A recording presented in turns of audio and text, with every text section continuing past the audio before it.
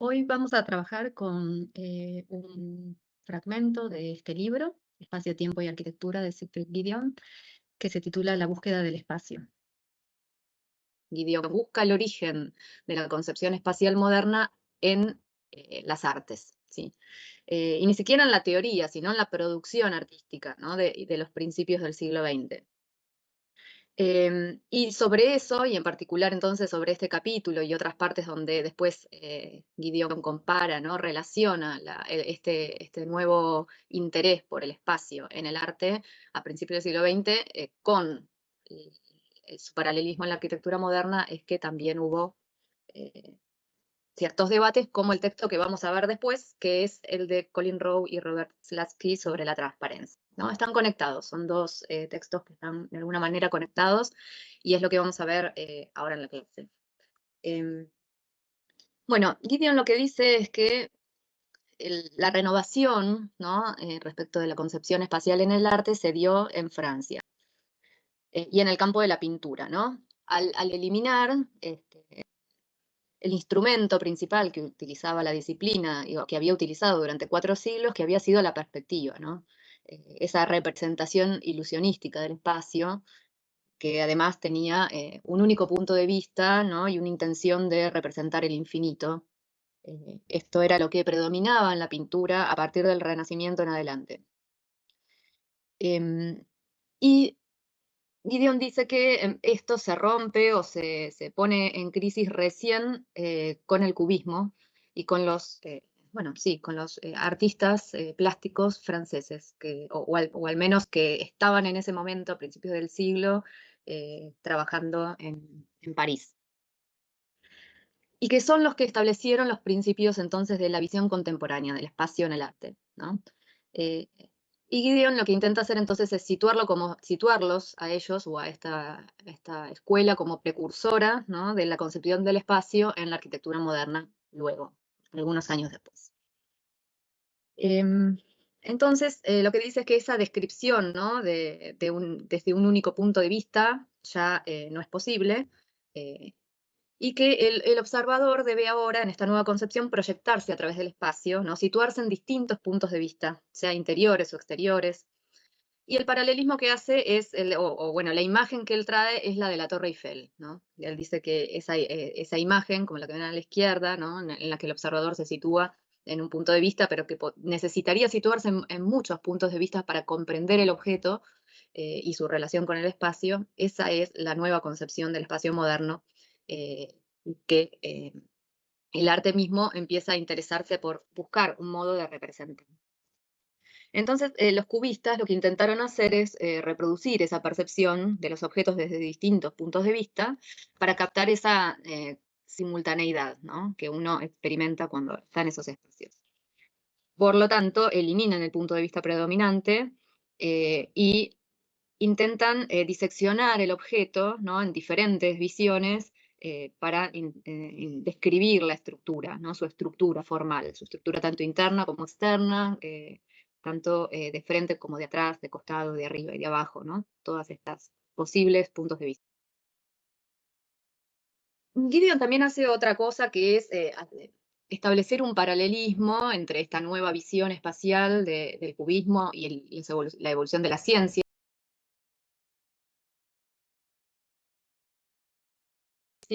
Deja de ser entendido como una entidad estática y empieza a ser comprendido como algo relativo, ¿no? Lo conecta con la teoría de la relatividad de Einstein y con la geometría analítica. Pero bueno, estas también fueron paralelismos que se discutieron por otros historiadores que consideraron que en realidad no serían desarrollos comparables porque no habían los artistas un conocimiento científico de ese alcance.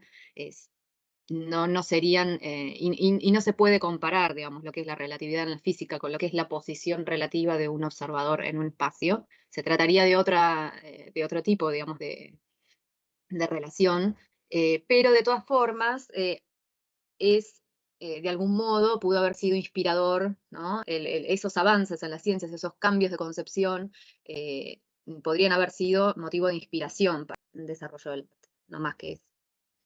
Em,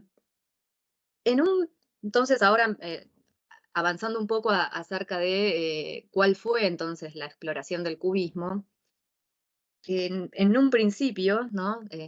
Incluso antes de 1910, aunque Gideon sitúa a partir de 1910 concretamente el cambio, pero lo que estamos viendo es un cuadro de Picasso un poquito anterior. Ya a partir de aquí, lo que hace Picasso es fraccionar las superficies de las formas naturales en facetas, ¿no? Y en facetas angulares. Pero este proceso, un poco de geometrización de la forma natural, va avanzando, se va volviendo cada vez más abstracto, y luego el color empieza a desaparecer. Esto, según Didiones, da cuenta del interés por el espacio, ¿no? El desinterés por el color sería, digamos, un indicio de un interés ahora por un tema de profundidad, usando entonces estos tonos gris, siena, como valores cromáticos neutrales. Y también intervienen ahora unas líneas que no son solamente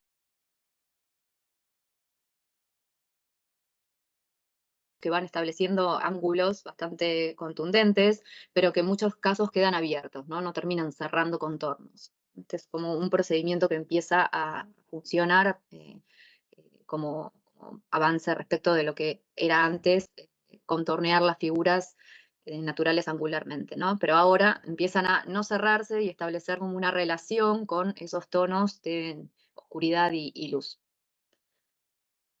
Luego, más adelante, esto igual decimos más adelante, es un año después, 2 años después, como es el desarrollo de la pintura, especialmente en Picasso y en Braque, em, aparece un elemento que dice Gideon que es fundamental en la representación de la relación entre el espacio y el tiempo, que es el plano, ¿no? Aparece ya el plano como un elemento autónomo, no en relación directa con las figuras naturalistas, sino como un elemento que sugiere distintas posiciones en el espacio. Por eso dice que es un elemento fundamental en la relación espacio-tiempo, porque lo que estaría es estableciendo una idea de la posición, ¿no? Del adelante y el atrás. Em, y esto se introduce además por una especie de solape ¿no? Que sugiere una interpenetración, o sea, hay un solapamiento, hay un plano que se dispone por encima del otro, y en verdad está todo pintado sobre el mismo plano. Lo que se hace es simular que un plano está dispuesto encima del otro, como vemos a la derecha, ¿no? En el cuadro de Braque, con ese plano blanco en el que se ve, como si fuera en transparencia, las líneas de algunos planos que están por detrás, ¿no? Y además también aparece como esta técnica del collage, ¿no? Donde empiezan a aparecer estos planos, en muchos casos son recortes, ¿no? De diarios, revistas o de otro tipo de materiales que también se introducen novedosamente en la pintura. Finalmente, o sea, como evolución de estas técnicas, ya hacia 1920, incluso en Picasso reaparece el color, dice Gideon, pero ya no en su carácter realista, ya no intenta, digamos, como dar cuenta del color real de la naturaleza o de los objetos que se observan, sino que es el color como un valor puro, como opera como un elemento autónomo respecto de la figura. Es como otro valor más que está ahí poniendo en juego una serie de elementos pictóricos, pero que ya no son representar el objeto real, natural. Sin embargo, igual, después digamos, de considerar todos estos elementos que se introducen novedosamente en la pintura francesa del principio del siglo XX, en particular de la escuela que se conoce como el cubismo, Gideon dice que no hay una relación directa entre todas estas exploraciones y la arquitectura que se dio paralelamente, pero que sí, o sea, luego va a intentar el otro texto del que vamos a hablar, ¿no? Que es el de Colin Rowe y Robert Lasky, sí producir un paralelismo entre estas exploraciones y la arquitectura, pero Gideon, en cuanto a estas relaciones, ¿no? Que acabamos de ver, no encuentra en principio una conexión directa, aunque reconoce como continuadores, ¿no? de estas exploraciones del cubismo otros artistas europeos. Bueno, en particular sí conecta a Le Corbusier y Joseph Fan, pero como pintores, ¿sí? que fueron los que trabajaron en torno a lo que se conoce como el purismo, Malevich en Rusia, con el constructivismo o suprematismo, y Mondrian van Desburg en Holanda, con el neoplasticismo, y Moholy-Nagy en Hungría, que luego lo vamos a ver. Le voy a decir Moholy-Nagy, aunque sé que es un nombre húngaro que no sé cómo se pronuncia, pero dicen que no es así, pero todos le decimos Moholy-Nagy. Bueno, el Malevich trabajó con, también podemos ver acá figuras geométricas, planos, colores, ¿no? Tienen varios puntos en común con las últimas exploraciones que veíamos de Picasso, pero él elimina completamente la figuración naturalista, ¿sí? O sea, el objeto natural desaparece directamente y la pintura se reduce como a una serie de códigos que no tienen relación con la naturaleza ni con la medida humana, ¿no? Pintó estas composiciones con formas geométricas y líneas. Em, y también, como ven a la derecha, exploró en el campo de la arquitectura, ensayando también relaciones entre planos que se intersectan o que en- sí, que se traban, que se relacionan en dos direcciones principalmente, como planos que están interdependientes, ¿no? Y de algún modo suspendidos en el espacio, aunque todavía, ¿no? Estas ideas de Malevich arquitectónicas tienen, ¿no? Una base, tienen una posición respecto del suelo y tienen bastante masividad, ¿no? Luego, en Mondrian trabaja con la reducción del volumen tridimensional, ¿no? A un plano. O sea, trabaja con ya la abstracción del espacio de una manera absolutamente bidimensional. O sea, desaparece esa sugerencia de profundidad o de dinamismo hacia diferentes direcciones, como podíamos ver en el suprematismo de Malevich. Y utiliza, ahora reduce, ¿no? Todos los elementos todo- a la línea, al plano y el color, ¿no? Eh, Trabaja con el equilibrio entre los colores primarios y con una contundente, digamos, estructura de retículas de líneas negras. Y al igual que ya un poco había trabajado Malevich, bueno, la pintura anterior lo vimos claramente, desaparece la idea del marco, o sea, el contorno, ¿no? Que define el límite del espacio pictórico, desaparece. Sobre digamos, sobre este mismo trabajo, ¿no? Estos son otros artistas holandeses, Theo van Desburg y George van Tongerloo, trabajan sobre esta misma idea de la elementalización, podríamos decir, ¿no? De la reducción entonces de los elementos a planos y líneas. En este caso, como son exploraciones ya espaciales, la línea o el plano se convierte en, bueno, en el caso de la escultura, en algo bastante volumétrico, similar a lo que habíamos visto de Malevich, aunque ya hay un trabajo tridimensional un poco más, podríamos decir, autónomo respecto del suelo, del plano de apoyo. Y esta idea también Van Desburg la trabaja en estos proyectos arquitectónicos, ¿no? Donde aparecen planos que parecen suspendidos en el espacio, ¿no? Donde no aparece la referencia de un suelo, de un plano de apoyo. Son composiciones que podrían girarse, ¿no? Podrían mirarse de abajo, de un costado, de arriba, y es equivalente, ¿no? Cualquiera de las caras que miremos de ese proyecto que vemos a la derecha sería equivalente. Acá lo podemos ver ya en un proyecto más, podríamos decir, concreto, porque intenta llevar estas experimentaciones a un proyecto arquitectónico de una casa. Y también recupera entonces este trabajo como el de, uy, perdón, se me están pasando solas, este trabajo que hacía Mondrian con los colores primarios, los colores que se utilizan para entonces independizar los diferentes planos, particularmente, claro, acá cuando se utilizan de manera en el espacio, ¿no? Lo que hace Van Desburg es utilizarlos para diferenciarlos, para independizar los planos y para dar la apariencia de que en verdad no están unidos por momentos, ¿no? Porque piensen que la técnica esta que usa el neoplasticismo, eh, en cuanto a ya producciones espaciales, es la idea de que los planos se vean siempre como elementos independientes y aislados de los otros, que no se toquen, o que se toquen de una manera perpendicular, pero que no sean continuos en sus aristas, que no establezcan una relación de continuidad en la envolvente, ¿no? O sea, estos proyectos, como el de Van der Berg, lo que intenta hacer es un poco desarticular, desarmar la idea de una envolvente continua, la idea de una caja arquitectónica, de algún modo está explotada, el espacio está como generado como si fuera en un centro, pero que centrífugamente se expande hacia todas las direcciones. Y los planos entonces intentan no encerrar recintos, sino por el contrario establecer límites que no encierran espacios, con lo cual cuando aparecen dos planos que se tocan a 90 grados, ¿no? Construyendo una arista, lo que se hace es señalar sus diferencias con el color, ¿sí? A veces efectivamente espacialmente están separados, pero cuando se tocan, lo que produce, digamos, el efecto del color es un poco la ilusión óptica de que no se tocan, que serían planos independientes, ¿no?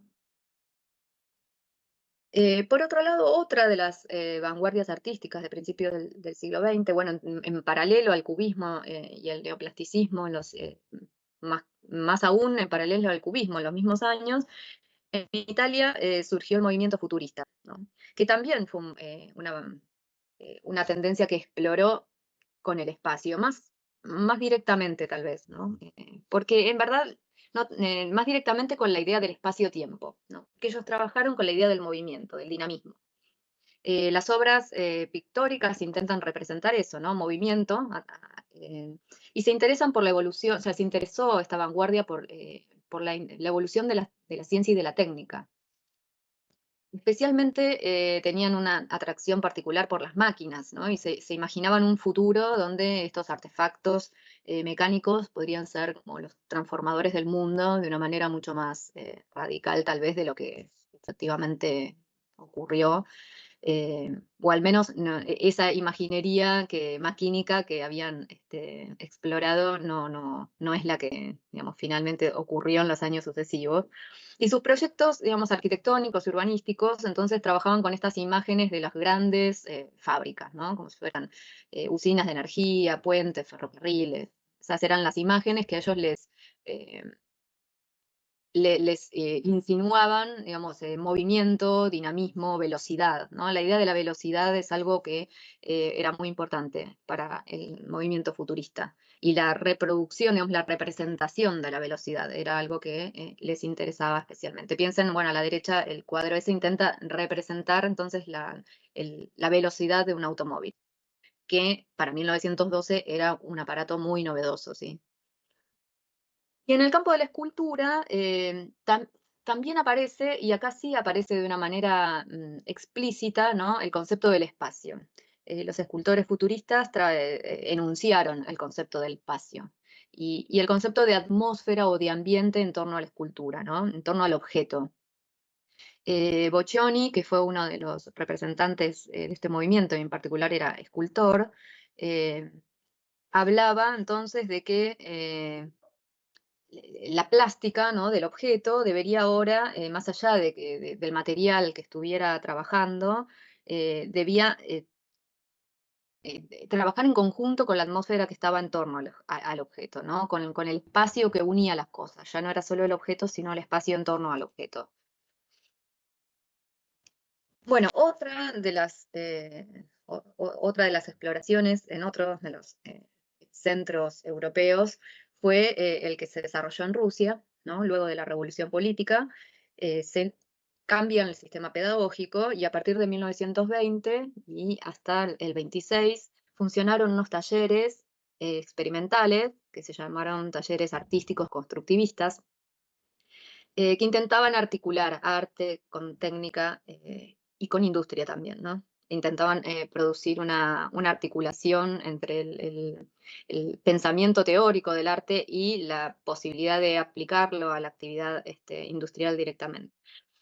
Dividieron estos talleres en 4 áreas y una de uno de los campos disciplinares, digamos, era el espacio, ¿no? El espacio era un tema que a los constructivistas les interesó, pero a partir de la relación con la construcción. Y ellos lo que dejaron de interesarles respecto del futurismo o incluso del, del neoplasticismo de algún modo, aunque el neoplasticismo intentó quitarle la masa a los objetos, ¿no? La pesadez, el volumen. En esas exploraciones de Van Desver lo veíamos, el constructivismo también, pero de otro modo, de un modo mucho más, podríamos decir, tectónico, ¿no? Estaban intentando producir espacio no a partir de planos que explotaran una envolvente, no estaban ya interesados por esa idea del envolvente, sino que estaban trabajando con el espacio desde estas construcciones tridimensionales que eran como ensamblajes de piezas, ¿sí? Em, y el centro de atención, en verdad, no era en sí mismo el material o la forma que se producía a partir de ese material, sino la profundidad y el espacio. Em, Estos talleres fueron paralelos, contemporáneos a la Bauhaus en Alemania, ¿sí? Unos escultores, que también estaban trabajando en Rusia, unos años después, se presentaron como un manifiesto en el que ponían sus diferencias respecto del cubismo y del futurismo, justamente por esta idea, ¿no? La idea de la eliminación del volumen.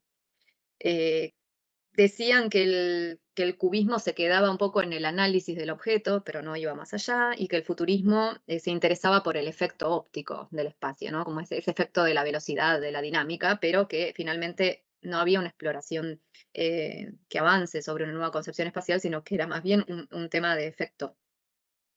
Y ellos entonces propusieron renunciar al volumen, a la masa, y proponer en cambio la idea de la profundidad, trabajando con la línea y el plano. Bueno, cosa que el neoplasticismo ya había hecho, pero ellos lo presentaban de otra manera.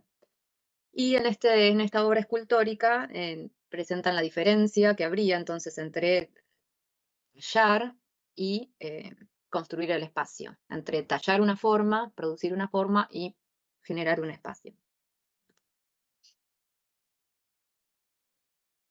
Bien, en otra línea paralela, ahora sí llegamos a el artista y teórico húngaro que decimos, lo llamamos Moholy-Nagy. Eh, Moholy-Nagy fue profesor en la Bauhaus, pero incluso antes, ¿no? Un poquito antes de integrarse, incorporarse a la Bauhaus, que dirigía Gropius en 1923, también ya estaba trabajando él en forma individual con estas exploraciones que integraban de alguna manera las tendencias del neoplasticismo con las del constructivismo, ¿no? Él estaba trabajando con el espacio y con la profundidad, pero también con la elementariedad, ¿no? La elementalidad, podríamos decir, con esta idea de producir esa profundidad con elementos primarios, con planos y líneas, ¿no? Evitando el volumen y produciendo como profundidad a partir de la superposición o de la interpenetración y el solapamiento. Esto lo exploraba, como ven, tanto en pintura, a través de esa técnica de sugerir la transparencia con unos planos dibujados encima de otros, como hacía el cubismo, pero también lo trabajaba en 3 dimensiones con instalaciones escultóricas. Nagy, bueno, fue un teórico del diseño era artista plástico y también fotógrafo, y él se basó un poco en eh, las teorías de la percepción visual, ¿sí? De la escuela de la Gestalt. Le interesaba la percepción sensorial y subjetiva, ¿no? Del espacio y de los objetos en general. Intentó desarrollar una idea, digamos, un sistema de relaciones espaciales que fuera universal. Se intentó medir, ¿no? Los efectos que producía en el espectador el espacio, como si fueran una paleta cromática o un sistema musical de escalas de notas, ¿sí? O sea, esto no encontré mucho de la explicación desarrollada de a qué llegó con esta teoría, pero estaba trabajando en eso. Quería de algún modo sistematizar la respuesta que tiene el ojo humano eh, a los estímulos espaciales, ¿sí? De una manera tal de poder medir cómo las variaciones de color o de luz o de material podrían poner en juego determinados efectos en el espectador y medir eso y establecer una especie de criterio métrico universal sobre esas relaciones de estímulo y efecto. Eh, y desarrolló dentro de esas, digamos, como de estas intenciones, científicas, ¿no? Respecto de la medición del espacio, este artefacto que le llamó modulador lumínico especial, que en principio parece a simple vista como una escultura, pero la novedad que introduce es que tiene un mecanismo muy sencillo, pero que hace que gire y que produzca diferentes, que proyecte sombras variantes en el espacio circundante. Este artefacto estaba construido, como ven, no con volumen, sino con líneas, planos, texturas que tienen materialmente, introducen la transparencia como, como una cualidad material. Y bueno, estas relaciones más la luz proyectada sobre esas relaciones entre elementos darían como una serie de variaciones infinitas, ¿no? Bien. Em, Tengo por acá una cita que quería leerles, que sí, Nagy dice que, bueno, este aparato, la idea era que enfatizara el espacio oponiéndose al concepto de objeto sólido, tal como un cubo, que usualmente es el empleado como punto de partida de cualquier tipo de proyecto arquitectónico, ¿no? Estaba también trabajando entonces, así como veíamos que en Gabo y Pevsner, los escultores rusos, intentaba evitar la idea del cubo o de la masa con estas exploraciones. Y luego seguiría desarrollando entonces esta idea de la introducción de la variación a través del tiempo, de la relación del espacio y del tiempo, eh, en lo que más tarde llamó la visión en movimiento, ¿no? Que es este mismo concepto que estamos viendo acá en este artefacto. Y ese va a ser el título de su libro que va a escribir más adelante, en los años 40, cuando se va a vivir a Estados Unidos, que es el libro que se llama Vision in Motion, Visión en Movimiento. eh, donde, bueno, continúa desarrollando estas teorías. Él, le va a interesar después algo que denominó el espacio vital, que ¿no? En relación con esto que estábamos viendo, que es cómo la experiencia sensorial, ¿no? y temporal del espacio que tiene el hombre al experimentarlo, es en verdad una función biológica que tenemos como seres humanos, ¿no? Em, y él decía que, bueno, la evolución de las técnicas nos había alejado cada vez más de esa función biológica primitiva, porque cada vez las relaciones que tenemos con el espacio están más mediadas, ¿no? Por los objetos y las, em, bueno, sí, mediados por todo lo que está determinando o condicionando el espacio a partir del desarrollo de la sociedad y de sus ciudades y de sus construcciones artificiales. Y bueno, y todo esto estaba un poco asociado, ¿no? a otras exploraciones organicistas también que habían querido entender que el espacio arquitectónico de algún modo es como si fuese una extensión del cuerpo humano, ¿no? Bueno, ya lo habíamos visto la clase pasada, un poco en las teorías de Semper, ¿no? Esta idea de que las direcciones del cuerpo humano, ¿no? introducían una relación, o sea, que había una relación entre la direccionalidad y la función biológica del cuerpo humano, ¿no? Que Semper diferenciaba entre el vegetal, que era vertical, el animal, que era horizontal, y el humano, que tenía tres direcciones, porque además su tendencia hacia la profundidad era eh, específica, ¿no? Bueno, esto era una apuesta coreográfica, ¿sí? De un coreógrafo de la Bauhaus, que estaba un poco también trabajando en este sentido.